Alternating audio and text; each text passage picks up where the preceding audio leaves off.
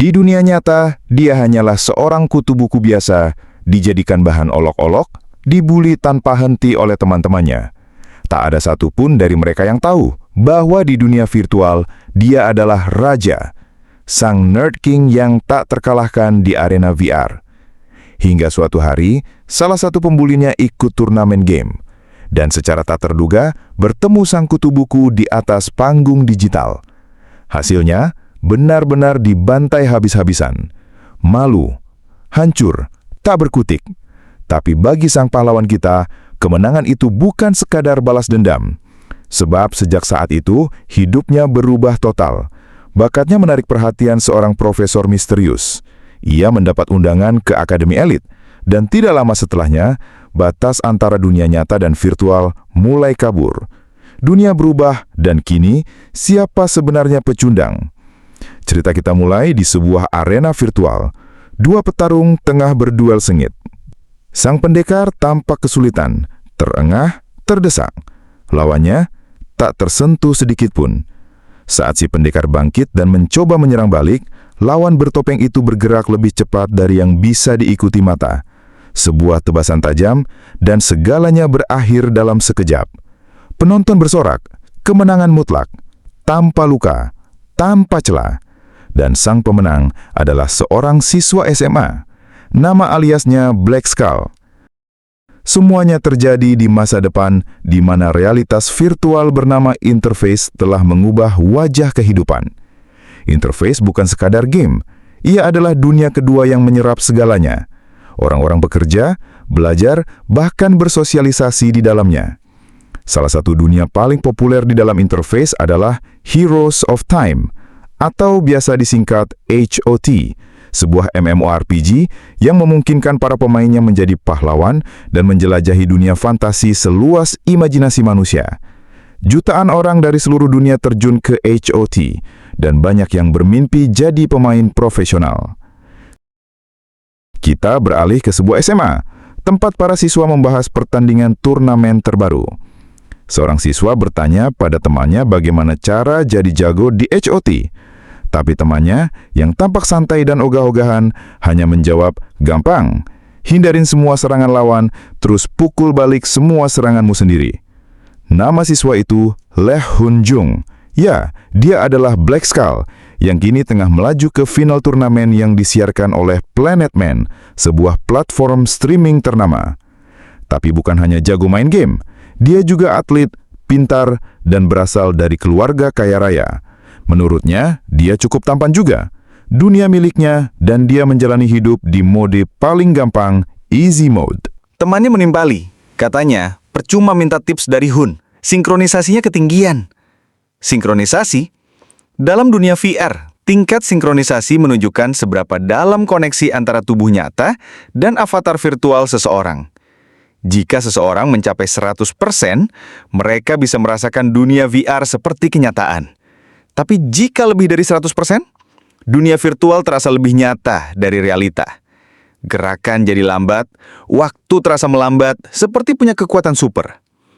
Temannya bertanya, apakah saat bertarung kemarin, dia benar-benar melihat segalanya dalam slow motion?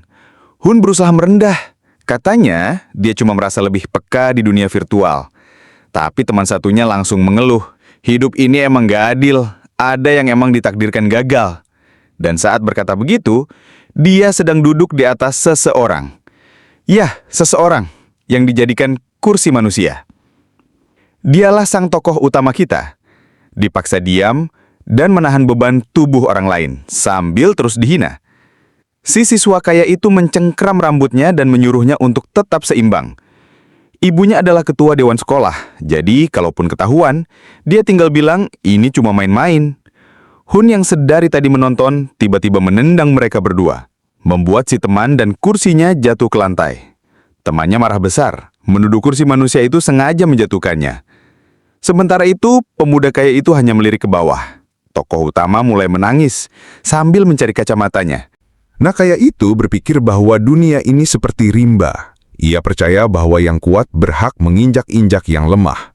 Bahkan saat dunia terus berkembang dan hiburan baru bermunculan, ia tetap merasa tidak ada yang lebih menyenangkan daripada merendahkan para pecundang. Di pertandingan final, dia akan menghadapi seorang dealer yang mengubah jobnya tergantung pada lawan yang ia hadapi. Dia memperkirakan lawannya akan memilih job bruiser, karena itu kuat melawan assassin seperti dirinya. Dengan pemikiran ini, dia masuk ke akun interface-nya. Planet Man mulai menyemangati penonton untuk pertandingan final. Ini adalah pertandingan 1 lawan 1 di mana semua item dan level pemain disamakan agar adil. Satu-satunya variabel adalah job dan skill build masing-masing. Dengan kata lain, pemain dengan strategi yang lebih baiklah yang akan menang. Pemain pertama adalah Black Skull dengan kelas assassin. Dia masih duduk di bangku SMA, jadi sangat mengesankan bisa sehebat itu di usia muda. Kontestan kedua adalah Ark, yang ahli dalam berbagai jenis job.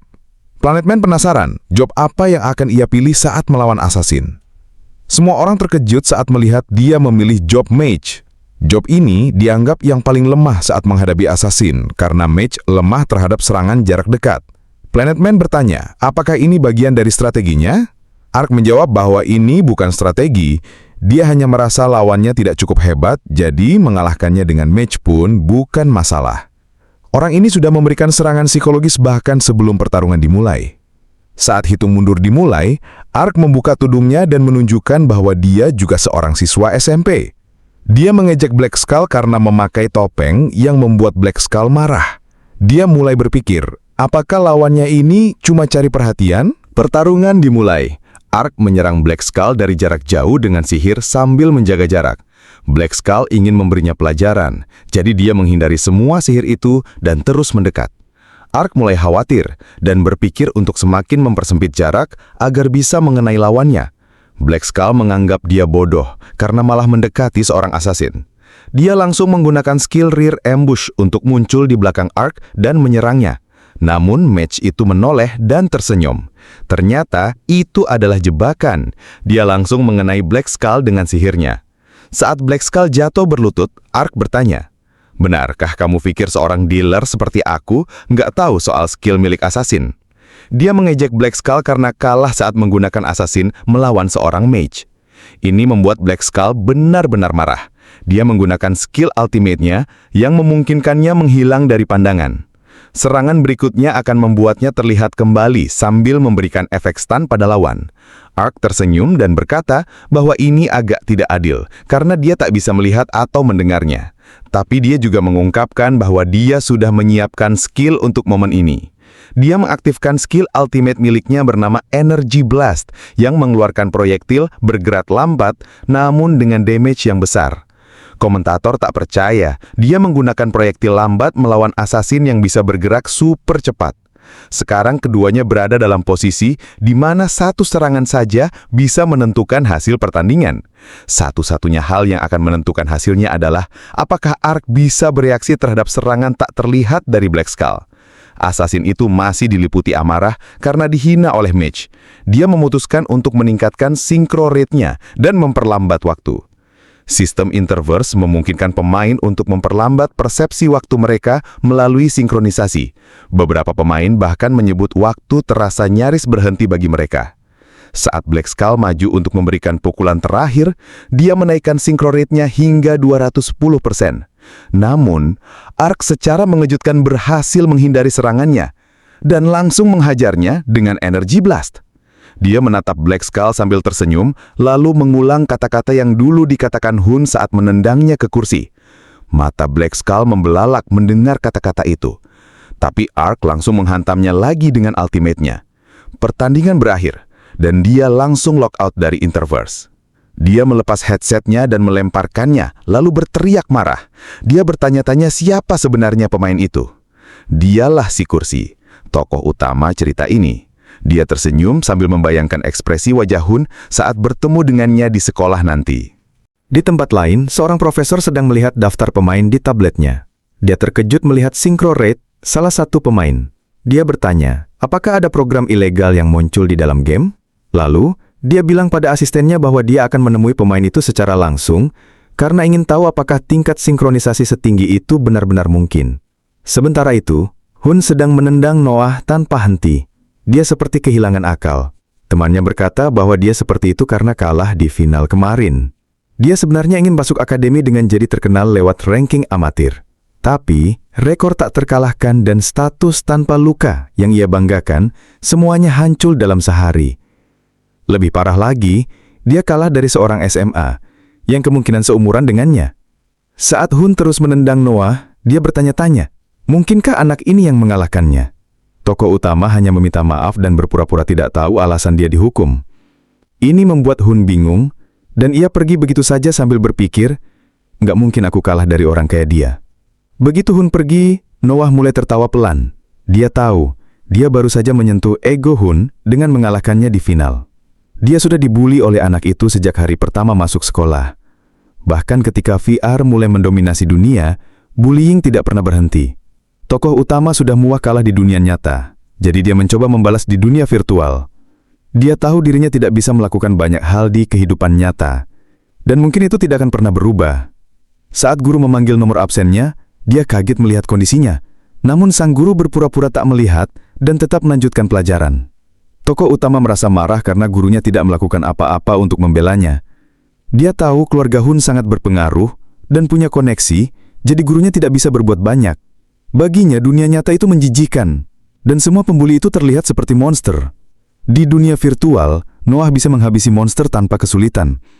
Itulah caranya melampiaskan stres dari dunia nyata. Tapi justru karena itu, dia jadi semakin kuat dalam game. Di Heroes of Time, pemain bisa memilih dari 3 kelas utama: tanker, dealer, dan support. Setiap kelas punya berbagai job yang bisa dipilih, dan level tiap job berkembang secara terpisah. Inilah yang bikin pergantian job makin sulit seiring waktu.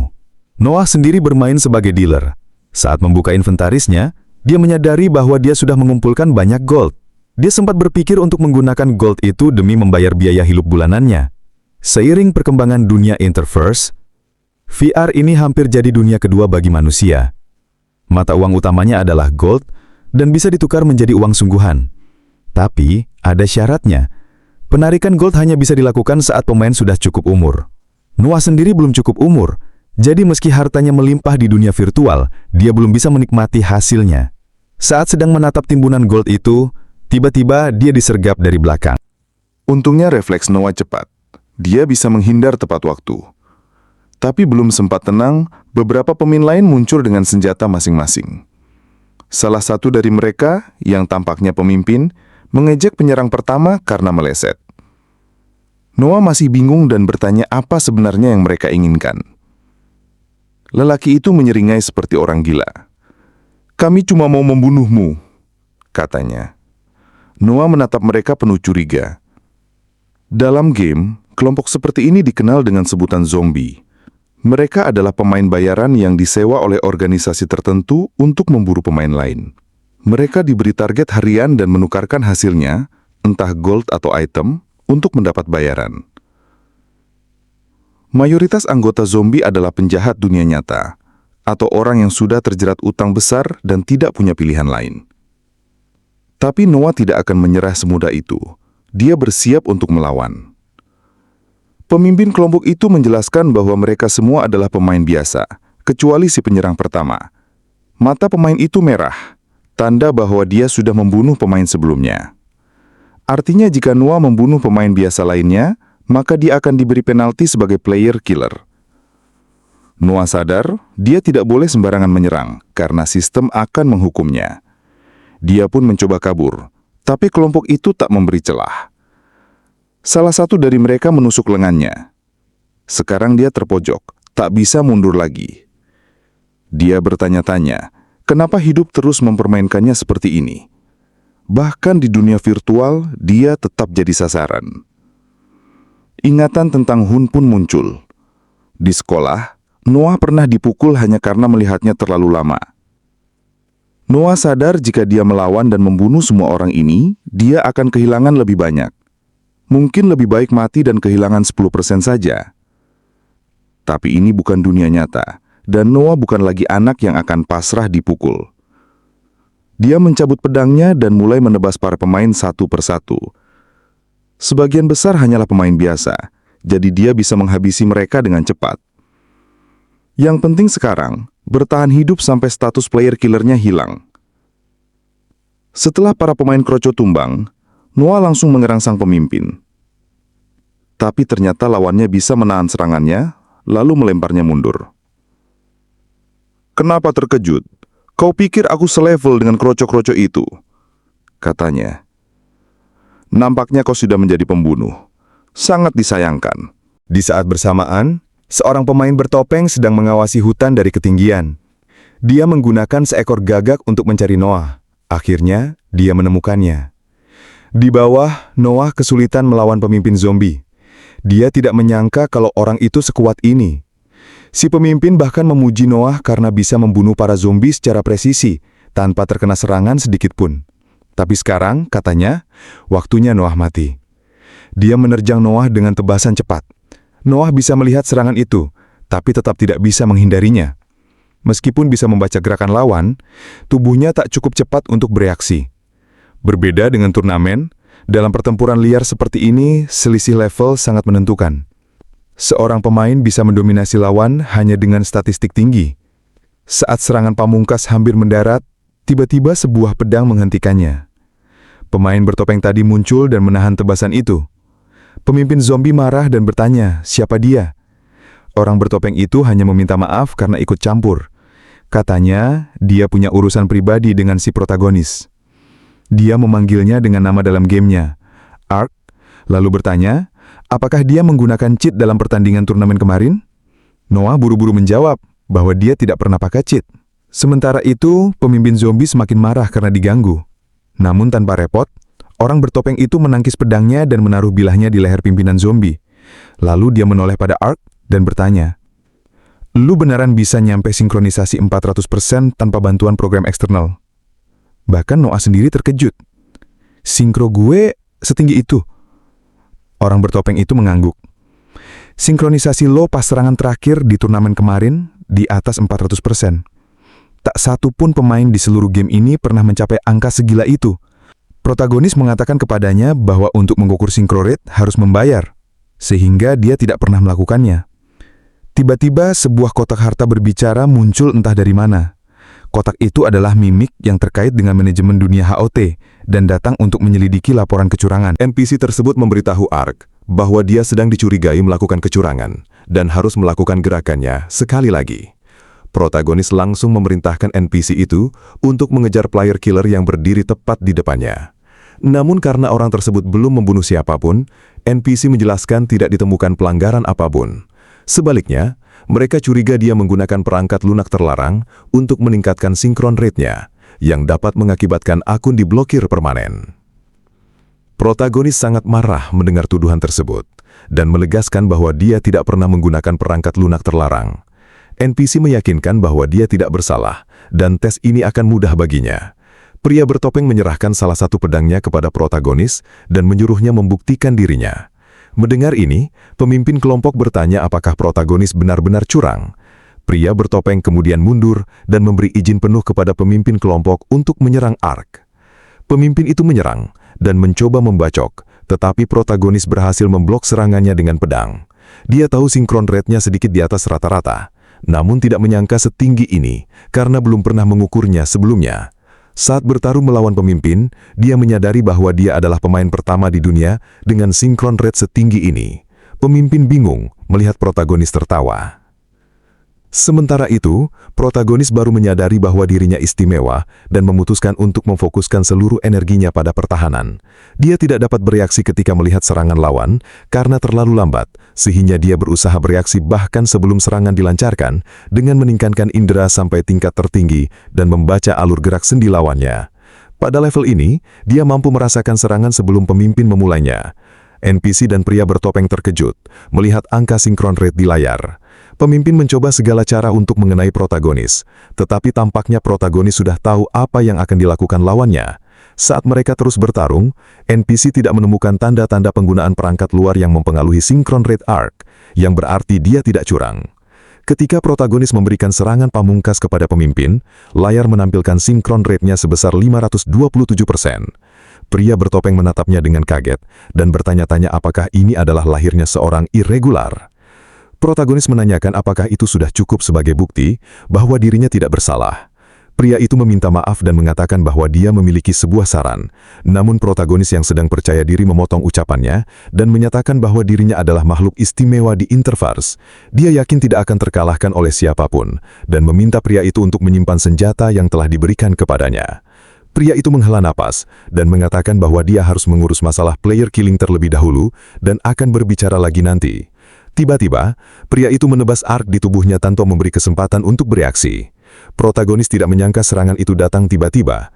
Pria itu mengatakan bahwa jika dia ingin mendapatkan kembali item-itemnya, dia harus mencari orang dengan ID Hide on Bush. Tebasan itu cukup untuk membunuh dalam game. Lalu pria itu log out. Seiring munculnya dunia virtual di Interverse, banyak kemajuan juga terjadi di dunia nyata. Bidang robotika berkembang pesat. Dan seiring waktu, robot dengan kecerdasan buatan sangat canggih mulai diterapkan. Robot-robot ini mampu menggantikan pekerjaan banyak orang, sampai akhirnya robot bisa ditemukan di hampir setiap rumah.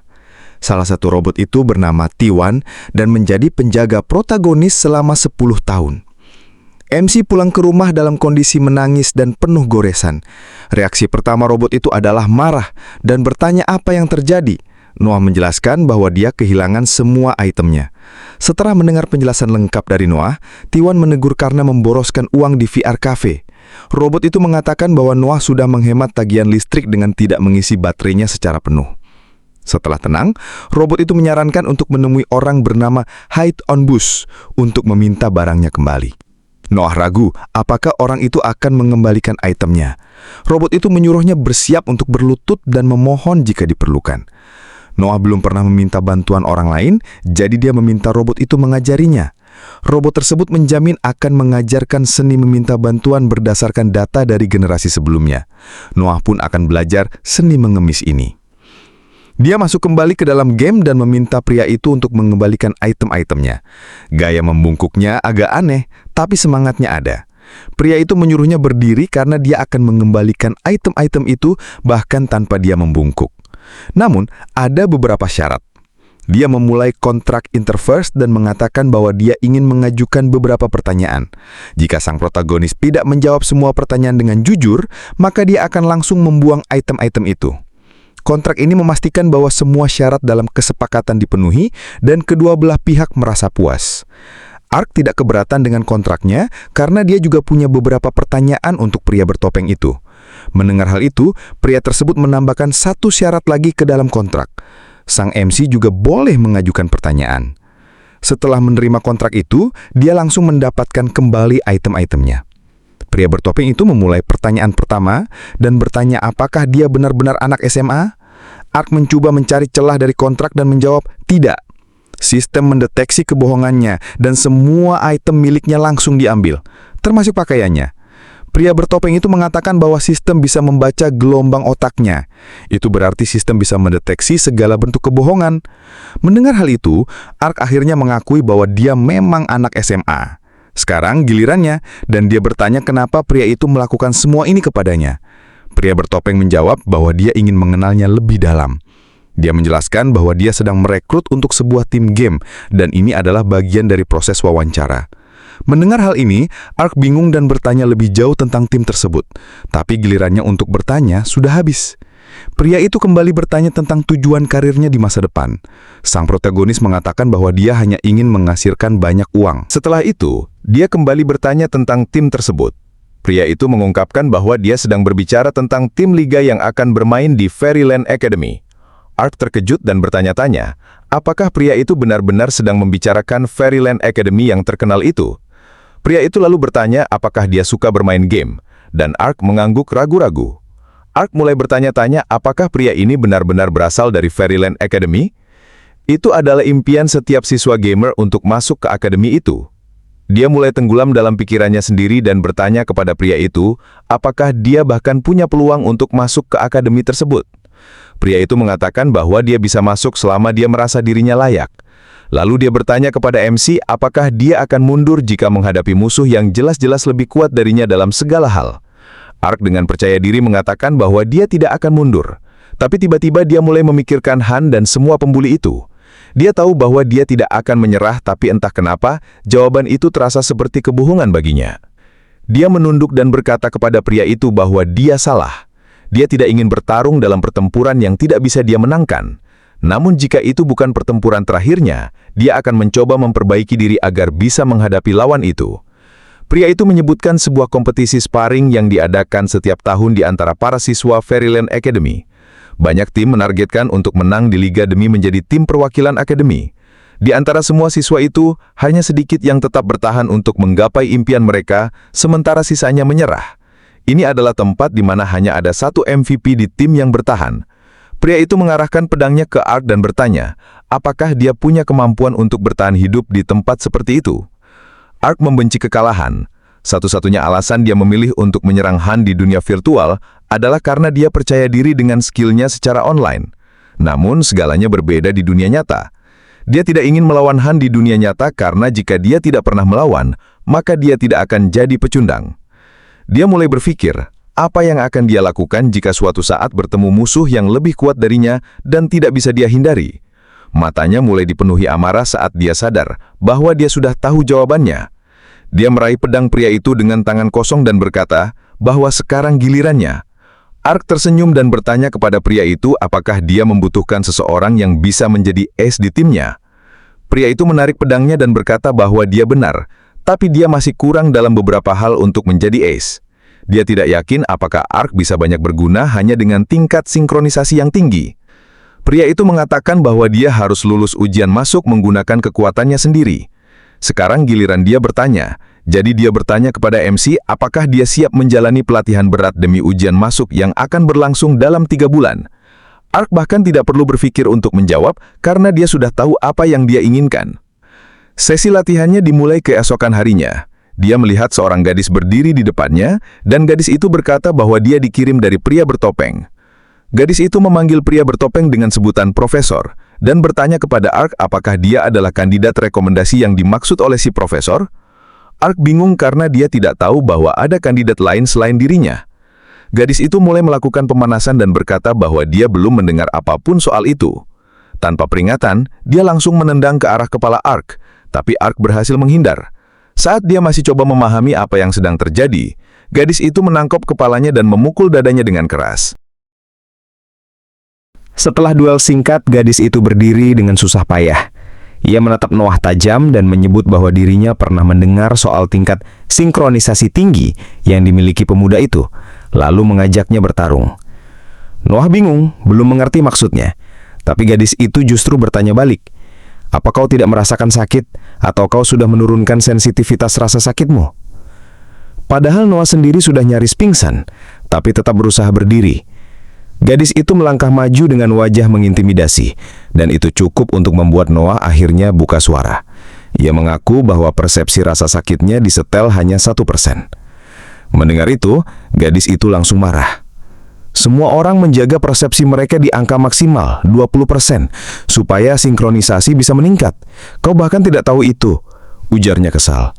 Lalu ia menatap Noah dingin. Aku tidak menyukaimu, dan jika kupukul 20 kali, kau akan merasakan rasa sakit yang setara. Saat Noah hendak bertanya, gadis itu tiba-tiba menyerang. Tapi kali ini, Noah berhasil menghindar. Ia tersenyum kecil. Kau pikir aku akan kena dengan trik yang sama 2 kali? Dalam hatinya, Noah mencoba mengingat perasaan dari pertarungan terakhirnya, saat semua inderanya meningkat secara ekstrim. Ia mencoba menyalakan kembali rasa itu. Sementara itu, di tempat lain, asisten profesor sedang menelusuri profil Noah. Ia bertanya apakah benar profesor membayar 3 bulan akses ke kafe VR karena anak itu tidak punya simulator di rumah. Lalu ia bertanya, bagaimana dengan pertemuan itu? Profesor menjawab bahwa Noah memang punya tingkat sinkronisasi luar biasa, tapi masih lemah di banyak aspek lain. Asistennya tertawa kecil.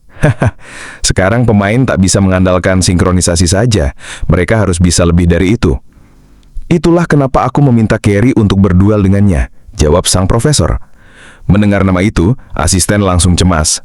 Dia, kau tidak khawatir anak itu malah trauma? Namun sang profesor hanya tersenyum. Tunggu saja hasilnya. Kadang monster sejati muncul dari arah yang tak kau duga. Saat ia mengawasi duel dari kejauhan, Ark tampak kalah telak melawan Carrie. Dalam kondisi babak belur, Ark sempat melirik ke arah profesor dan berteriak, "Guru, lakukan sesuatu soal gadis alis kotak ini." Komentarnya malah membuat Carrie makin kesal dan pukulannya makin brutal. Begitu pertarungan usai, Profesor memperkenalkan mereka secara resmi. Ark adalah Deller yang baru saja dinominasikan sebagai murid rekomendasi dan akan segera memulai pelatihannya. Sementara itu, Carrie juga seorang Deller, tapi sudah terdaftar lebih dulu di akademi selama lebih dari 6 bulan sejak dinominasikan. Kalian berdua akan berada di tim yang sama sebagai murid rekomendasi, jadi usahakan akur. Melihat ekspresi keduanya, jelas itu bukan hal yang akan terjadi dalam waktu dekat. Carrie langsung bertanya, apakah ia bisa kembali berlatih karena duel sudah selesai? Profesor bertanya, bagaimana menurutnya duel itu? Tapi Carrie hanya menjawab, tidak menyenangkan. Mendengarnya, Ark langsung kesal. Apa semua murid rekomendasi seperti dia? Tidak, murid rekomendasiku hanya kalian berdua. Profesor lalu menanyakan pendapat Ark tentang duel tadi. Ark menarik nafas panjang. Ia menyadari tingkat sinkronisasi saja tidak cukup. Carrie jauh lebih terlatih dibanding lawannya sebelumnya. Ia merasa seperti menemui dinding besar yang tak bisa ditembus. Ditambah lagi, tubuhnya benar-benar kehabisan tenaga setelah menggunakan sinkronisasi tinggi. Profesor mengangguk. Begitu tingkat sinkronisasimu mencapai puncak, tubuhmu akan terbakar habis dan tidak bisa langsung menggunakannya lagi. Itulah kenapa kau bisa terkena tebasanku waktu itu. Ia melanjutkan bahwa untuk menjadi kuat di dalam game, seseorang tak bisa cuma mengandalkan sinkronisasi. Mereka harus menguasai teknik lain, seperti bela diri dan meditasi.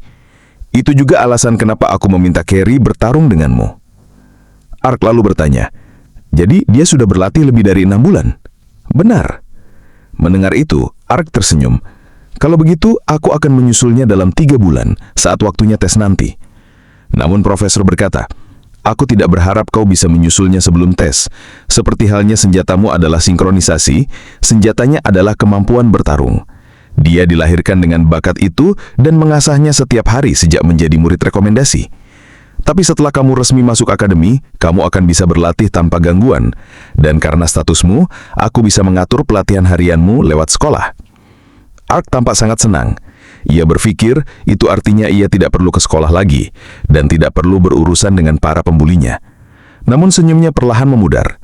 Ia menunduk sebentar, lalu berkata pada Profesor bahwa ada beberapa hal yang perlu ia selesaikan terlebih dahulu di sekolah. Profesor menduga Ark ingin berpamitan dengan teman-temannya, maka ia mengizinkannya pergi. Keesokan harinya, Hun terlihat terkejut karena Ark tidak muncul di kelas. Ia pulang dengan langkah santai, berpikir bahwa bocah itu mungkin sudah menyerah. Dalam hati ia merasa lega, akhirnya bebas dari si menyebalkan itu. Namun sesampainya di gang depan rumah, langkahnya terhenti. Ark berdiri di sana, tanpa kacamata. Tanpa banyak kata, ia menatap lurus ke mata Hun dan bertanya, "Kau tahu siapa yang mengalahkanmu di game kemarin?" Kemudian ia mengambil posisi siap bertarung dan menyebut dirinya Ark. Selama ini, ia memakai kacamata tanpa lensa, bukan karena rabun, tapi karena ingin menciptakan identitas palsu. Itu adalah cara agar ia bisa menjalani hidup sebagai bocah cupu di sekolah. Sementara dirinya yang asli tersembunyi di balik sosok Ark di dunia virtual. Itu caranya bertahan. Ia merasa melawan hanya akan memperburuk keadaan. Tak ada gunanya bertarung kalau tahu akan kalah. Tapi kali ini, ia berdiri, tanpa kacamata, di dunia nyata. Ia menantang Hun bertarung. Hun mematung, lalu perlahan mendekat. Perbedaan tinggi badan mereka langsung terasa. Ia mencoba memukul wajah Ark, tapi meleset tipis. Ark membatin bahwa tidak ada lagi yang perlu ditakutkan. Biasanya Hun selalu bersama teman-temannya, tapi hari ini ia sendirian. Ark sudah bertarung ratusan kali di dunia virtual. Kali ini, ia hanya perlu menganggap ini sebagai game. Ia mencoba memancing emosi Hun, menyebutnya noob, dan itu berhasil. Hun langsung murka dan menerjang maju. "Kau mau mati?" Ark sempat mengingat sebuah video pertarungan dari pemain Fight MO29 yang bilang bahwa saat orang marah, mereka biasanya menyerang dengan hook kanan. Tapi teori itu gagal total, karena yang datang malah tendangan kiri. Hun menginjaknya ke tanah, lalu bertanya apakah Ark benar-benar mengira bisa menang hanya karena ia sedang sendirian. Ark mencoba membalas, tapi pukulannya terlalu lemah. Kepanikan mulai merayap. Ini bukan dunia virtual. Di sini tidak ada statistik, tidak ada status bar. Hun menghajarnya tanpa ampun, memukulnya hingga tak bisa bangun. Darah bercucuran. Tapi di tengah pukulan itu, Ark masih sempat berkata, "Kau bahkan tidak terlihat menakutkan." Lalu ia meludahi wajah Hun dan menerima pukulan terburuk dalam hidupnya. Begitu Hun merasa cukup, ia bangkit dan memperingatkan Ark agar tak pernah muncul di depannya lagi. Kalau sampai terjadi, ia akan benar-benar membunuhnya. Ia berbalik hendak pergi, tapi suara Ark menghentikannya. "Kau mau kabur?" Dengan tubuh gemetar, Ark berdiri. "Aku belum mendaratkan satu pukulan pun." Hun menoleh, hendak menghajarnya sekali lagi, tapi Ark sudah bergerak lebih dulu. Meski langkahnya goyah, ia hampir terjatuh, kakinya berat. Dalam hati ia teringat pertanyaan sang profesor. Ini adalah pertama kalinya ia benar-benar berdiri melawan pembulinya, dan itu sudah luar biasa. Tapi ia tidak puas. Melawan musuh yang lebih kuat tidak akan mengubah apapun. Kalau ingin mengubah sesuatu, ia harus menang. Ia ingin menjadi ace. Dan pikiran itu membuat tubuhnya bergerak lagi. Dengan satu pukulan lurus, ia menghantam wajah Hun, dan anak itu terlempar beberapa langkah ke belakang. Untuk pertama kalinya, Ark menang. Ia berdiri gemetar, menangis, tapi tersenyum. Ia berteriak untuk pertama kalinya ia meluapkan isi hati dalam hidupnya. Sesampainya di rumah, robot menyapanya santai. "Kau bersenang-senang dengan teman-temanmu?" Robot itu bahkan tidak melihat wajahnya saat bicara. Tapi ketika akhirnya menoleh, ia terkejut. Seluruh tubuh Ark penuh luka dan memar. Dengan senyum lebar, Ark hanya menjawab, "Aku jatuh dari tangga." Lalu menambahkan, "Dan aku menghancurkan tangga itu." Beberapa hari kemudian, Ark menemui profesor di sebuah penginapan dalam dunia virtual. Profesor terkejut karena ia kembali begitu cepat. Ia mengira Ark butuh waktu lebih lama. "Apa kau sudah berpamitan dengan teman-temanmu?" tanya profesor. Ark mengepalkan tangan dan mengayunkan pukulan ke udara. "Sudah, dengan sangat sempurna." Profesor lalu mulai menjelaskan tentang tes masuk akademi. Setiap profesor memimpin satu tim. Satu tim minimal berisi 5 orang. Jadi mereka cenderung merekrut banyak pemain. Tapi itu juga menimbulkan masalah. Beberapa tim punya terlalu banyak anggota, sementara tim lain kekurangan. Untuk mengatasi itu, akademi mengatur ulang sistemnya. Setiap profesor hanya boleh merekomendasikan 2 siswa ke dalam tim mereka. Ujian masuk akademi tidak semudah kedengarannya. Tim penguji menilai talenta tiap peserta, dan tes itu jadi rintangan utama untuk bisa diterima secara sah. Siapapun yang ingin masuk akademi harus lulus. Tapi profesor bilang, Noah tak perlu khawatir soal itu. Fokus saja ke dasar-dasarnya, ditambah tingkat sinkronisasi miliknya. Dalam 3 bulan ke depan, sang profesor akan mengajarinya semuanya. Pelatihan terbagi menjadi 4 bagian. Pertama, materi teori, kuliah tentang dunia VR dan dasar-dasar game. Kedua, latihan fisik di dunia nyata. Buat profesor, kekuatan fisik dan daya tahan juga penting untuk seorang gamer. Ketiga, berburu monster. Noah harus membiasakan diri main VR selama 10 jam setiap hari. Dan terakhir, latihan duel. Setiap hari, 2 jam sparring dengan Kari. Tapi selama duel, Noah dilarang memakai kemampuan sinkronisasinya. Hasilnya, dia babak belur tiap hari, tapi tetap belajar. Karena dia sadar, kalau ingin mengalahkan Kari, dia butuh senjata lain selain sinkronisasi. Walau belum bisa menang, dia tak akan menyerah. Dia percaya selama terus mencoba, jalannya pasti terbuka. 3 bulan berlalu. Hari ujian pun tiba. T1 menatapnya saat Noah membereskan barang-barangnya. Sudah 5 tahun sejak robot itu pertama kali merawatnya. Sekarang bocah yang dulu gampang nangis itu sudah tumbuh. Punya mimpi. T1 menatap foto orang tuanya dan berkata pelan, "Anak kalian sekarang punya tujuan." T1 menambahkan, "Doakan dia ya untuk tes hari ini." Noah nyaris telat naik kereta. Kereta khusus dari kota E ke kota A yang tak akan berhenti di tengah jalan.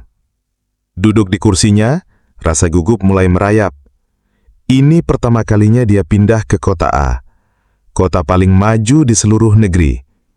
Melihat tiket mahal di tangannya, Noah mulai khawatir. Bagaimana kalau dia gagal? Bagaimana kalau mengecewakan profesor? Dia menggeleng cepat, membuang pikiran itu. Sudah latihan mati-matian, sekarang saatnya percaya diri. Tiba-tiba cahaya matahari menerpa wajahnya. Saat menoleh ke jendela, ia disambut pemandangan matahari terbenam yang paling indah yang pernah ia lihat. Dan saat itulah Noah sadar, semua ini nyata. Dia benar-benar sedang menuju akademi. Kereta tiba di stasiun. Di sana, seorang pria menyambutnya. "Aku Kim, asisten profesor. Hari ini aku yang akan mendampingi." Kota A langsung terasa berbeda, lebih canggih, lebih hidup. Kim membawanya ke sebuah hotel mewah. Noah heran. "Aku benar-benar boleh tinggal di sini.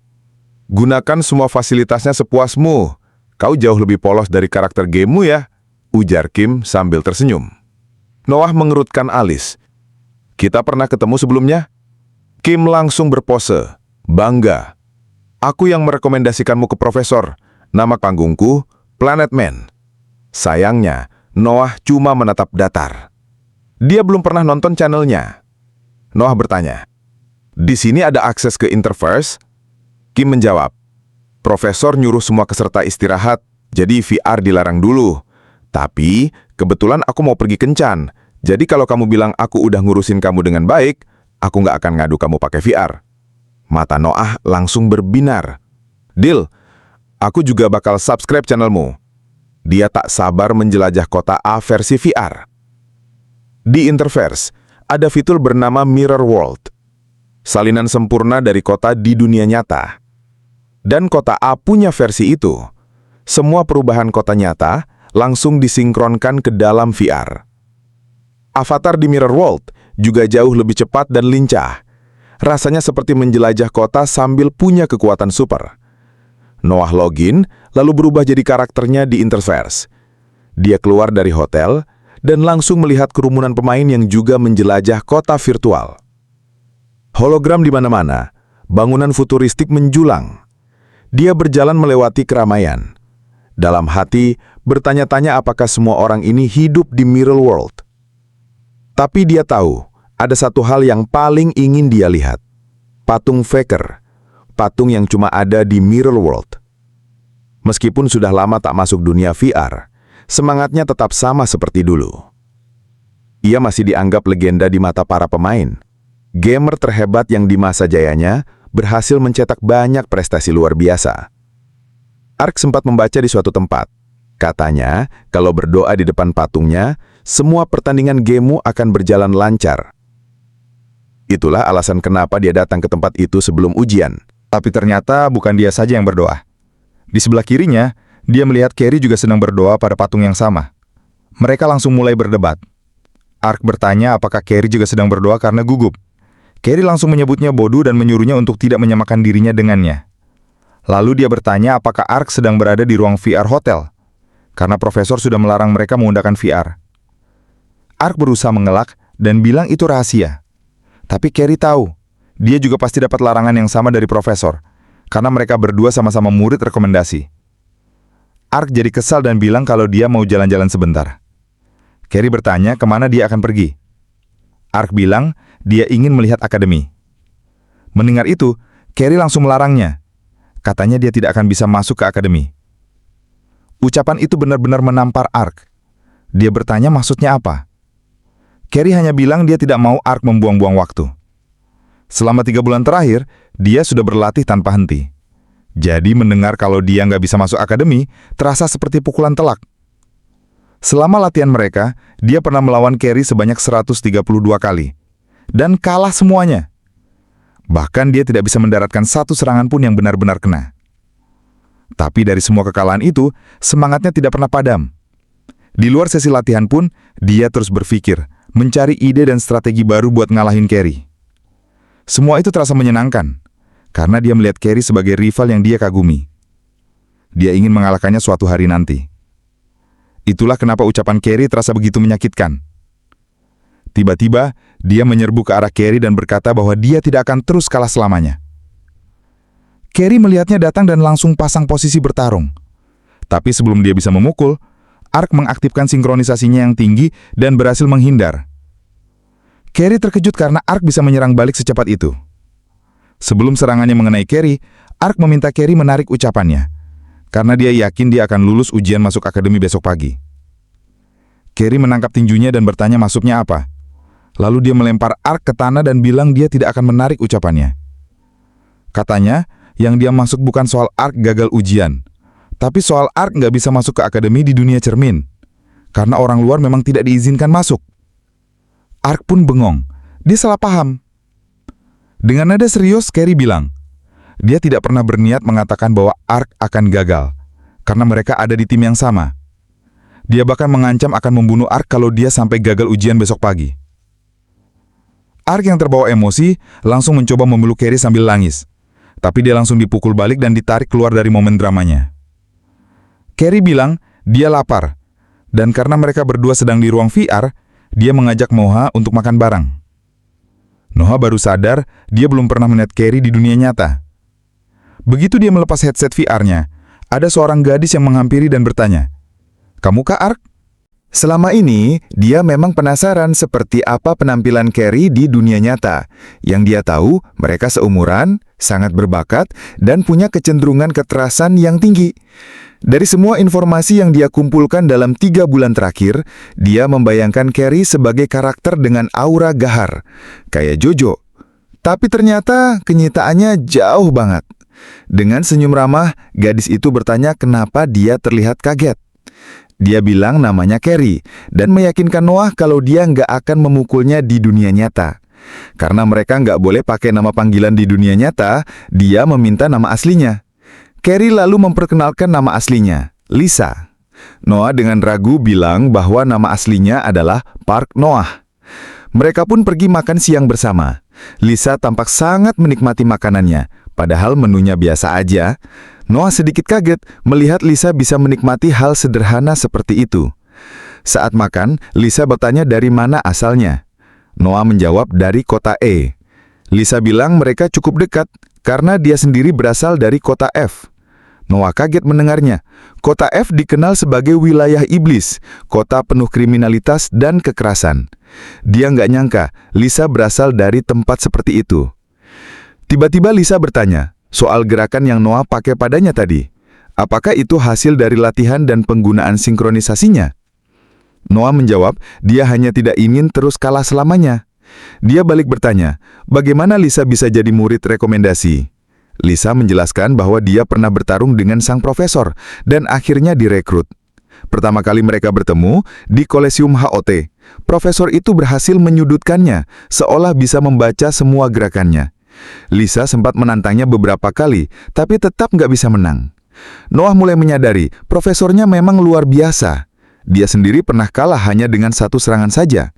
Dengan wajah serius, Lisa bilang dia pernah mencoba mencari jejak profesor itu secara online, tapi sama sekali tidak menemukan apapun. Bahkan setelah 6 bulan sejak dia masuk akademi, dia belum pernah melihat wajah profesor itu secara langsung. Sementara itu, sang profesor sedang menghadiri rapat penting yang dipanggil langsung oleh direktur akademi. Topiknya, isi ujian masuk yang akan diadakan besok. Begitu rapat dimulai, para profesor mulai saling berspekulasi tentang bentuk ujian tahun ini. Salah satu dari mereka, Profesor Vizen, tiba-tiba menoleh dan bertanya pada Profesor Lee, "Apa kau berhasil menemukan murid berbakat untuk direkomendasikan?" Lee menatap balik. Curiga kalau pertanyaan itu muncul karena Vizen sendiri sudah menemukan murid yang luar biasa. Dugaannya benar, Vizen tertawa percaya diri dan bilang bahwa murid pilihannya tahun ini benar-benar istimewa. Dia yakin siswa itu akan keluar sebagai pemenang. Lee tidak tinggal diam. Dia bilang bahwa murid yang ia pilih juga tidak akan mudah dikalahkan. Dari kejauhan Profesor Sailer yang sejak tadi diam, akhirnya ikut nimbrung. Dengan nada sinis ia mencibir. Pasti murid rekomendasimu itu anak dari daerah kumuh. Tidak ada latar belakang keluarga yang bergengsi ya? Menurutnya, siswa semacam itu hanya akan menjatuhkan reputasi akademi. Lee langsung membalas. Katanya justru membatasi akses hanya untuk siswa dari kelas sosial tertentu yang akan menghancurkan akademi dari dalam. Dia percaya bahwa bakat sejati bisa lahir dari mana saja, dan siswa pilihannya bisa saja jadi pelopor era baru. Vizen setuju, karena siswa pilihannya juga berasal dari kota F, wilayah yang terkenal kacau. Sailer makin muak. Ia kesal karena akademi berani merekrut profesor yang bahkan tidak berasal dari keluarga terpandang. Dia takut nama besar akademi jadi ternoda. Saat ketegangan memuncak, direktur akademi akhirnya masuk ruangan. Ia minta maaf karena datang terlambat, tapi alasannya cukup mengejutkan. "Aku datang terlambat karena mendapatkan ide baru dalam perjalanan ke sini," ucapnya. Ia langsung mengumumkan isi ujian masuk tahun ini. Ujiannya akan dilakukan dalam bentuk battle royale. Semua murid akan masuk arena dengan peralatan dasar dan harus bertahan hidup sambil mengumpulkan skill dan item. Pemenangnya, mereka yang bertahan paling akhir. Salah satu profesor terlihat khawatir. Apa hanya satu siswa yang akan lulus? Direktur menjelaskan sistemnya lebih kompleks. Penilaian akan didasarkan pada total point yang dihitung dari KDA, peringkat bertahan hidup, dan kualitas permainan. Selain itu, siswa juga sudah diperingkatkan berdasarkan video latihan dan portfolio mereka, mulai dari peringkat D hingga S. S adalah peringkat tertinggi, dan hanya ada satu siswa yang mendapatkan peringkat S. Mendengar itu, Profesor Lee merasa bingung. Ia tidak yakin dengan cara pikir direktur. Namun direktur tetap bersikeras agar penilaian dimulai saat itu juga. Sementara para profesor mulai menilai semua siswa dari video latihan mereka, satu nama akhirnya dipilih sebagai siswa peringkat S. Profesor Lee terlihat cemas. Dalam hati ia tahu, akan ada monster di antara peserta ujian besok. Ia hanya bisa berharap bahwa siswa pilihannya sanggup bersaing. Kalau kalian penasaran, Noah dapat peringkat D, paling rendah. Pagi harinya, Noah sudah berada di akademi. Ia duduk di dalam kapsul VR, menggenggam buku panduan di tangannya. Sudah 1 jam sejak panitia menyuruhnya menunggu dan membaca peraturan ujian. Ia tidak bisa tidur semalam karena terlalu gugup, dan ia juga gagal bertemu dengan profesor untuk meminta saran. Sekarang sudah terlambat. Ia mulai panik. Apa ini tanda aku bakal gagal? Ia meninju pipinya sendiri, memaksa dirinya fokus. Aku harus kasih yang terbaik. Untungnya, sinkronisasi miliknya diperbolehkan. Ia memutuskan akan bertarung habis-habisan.